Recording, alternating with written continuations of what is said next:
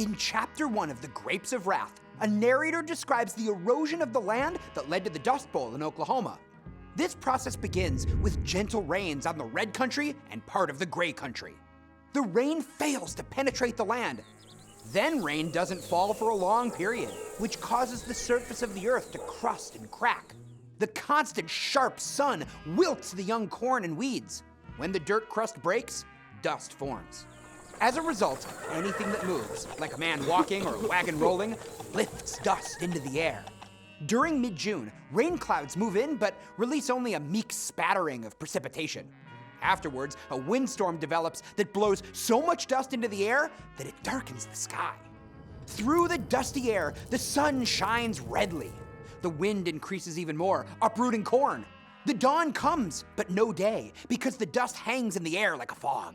Because of the windstorm, men and women tie handkerchiefs over their noses and even wear goggles, shutting their houses tight and wedging cloth around the doors and windows to prevent the dust from entering.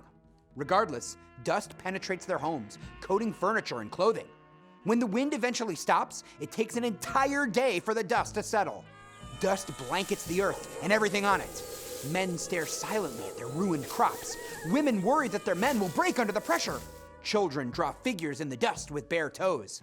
The women continue their housework. The men become angry and think about what to do. John Steinbeck utilizes a poetic narrative style, employing figurative language to establish the novel's tone and to convey important insights about the Dust Bowl. Every other chapter in the novel presents an overview of the contexts of the Dust Bowl and the migration of thousands of people to California. The chapters that utilize this approach, called intercalary chapters, are usually pretty short and focus on the people as a whole instead of on a particular family or person. Interspersed with these intercalary chapters are the longer narrative chapters focused on the Joad family, their response to the Dust Bowl crisis, and their way of dealing with the hardships as they migrate to California. Steinbeck describes the erosion that causes the Dust Bowl and the effects of this disaster on farmers in Oklahoma, and makes a strong connection between the farm families who work the land and the land itself. For these farmers, the land is the way they sustain life.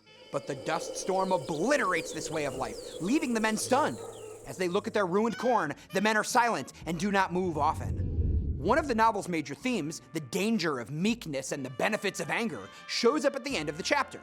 At first, the women are worried that their husbands will meekly accept their fate and be broken by the disaster.